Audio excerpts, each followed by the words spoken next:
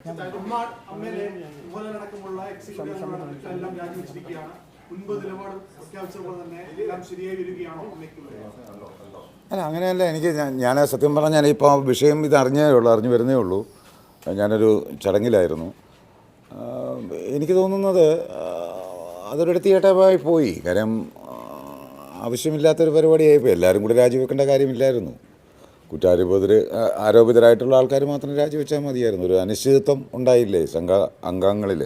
ഞാൻ അംഗമല്ല എങ്കിലും ഞാനും കൂടെ ഒരു സ്ഥാപക അംഗമായ ഒരു സംഘടനയാണല്ലോ. അപ്പോൾ തീർച്ചയായിട്ടും അതിൻ്റെ ഒരു വിഷമം എനിക്കുണ്ടാവും. ആ വിഷമം ഞാൻ പ്രകടിപ്പിക്കുന്നു.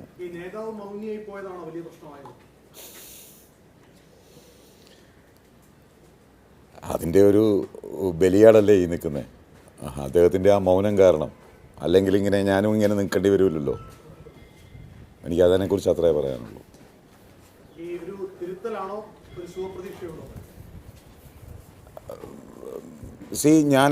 ഞാനത് ഈ സംഘടന തുടങ്ങി 94 തുടങ്ങി. എനിക്ക് എൻ്റെ ഓർമ്മ ശരിയാണെങ്കിൽ 94, 3, 97, 97 തോന്നുന്നു. അന്ന് കൂടിയ ജനറൽ ബോഡിയിൽ ഞാൻ,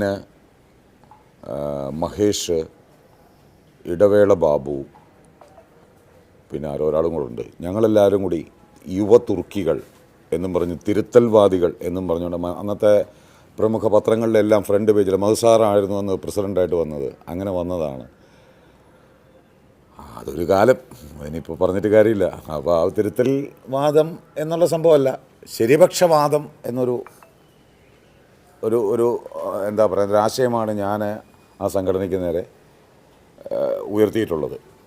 എന്നോട് പ്രതിപക്ഷം എന്ന് പറഞ്ഞ് അതിനകത്തൊരംഗം എന്നെ, ഷമ്മി തിലകനെ പോലെയുള്ള പ്രതിപക്ഷം ഈ സംഘത്തിൽ വന്നെങ്കിൽ മാത്രമേ, ഈ സംഘടനയിൽ വന്നെങ്കിൽ മാത്രമേ ഈ സംഘടന നന്നാകുള്ളൂ എന്ന് അന്ന് പറഞ്ഞു 2018.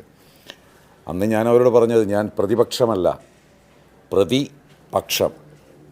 പ്രതി എന്ന് പറഞ്ഞാൽ നമ്മളെന്താ പറയുന്നത്, പ്രതിസ്ഥാനം, അങ്ങനൊരു സ്ഥാനമുണ്ടല്ലോ. അതുകൊണ്ട് ഞാൻ പ്രതിപക്ഷമല്ല, ശരിപക്ഷമാണെന്ന് ഞാൻ അന്ന് പ്രസ്താവിച്ചതായിരുന്നു. പക്ഷേ എൻ്റെ ശരി അവർക്ക് കണ്ടെത്താൻ കഴിഞ്ഞില്ല. അതുകൊണ്ട് ഞാൻ പുറത്താകേണ്ടി വന്നു. അല്ല, അത് പറയേണ്ട കാര്യമില്ലല്ലോ സാർ.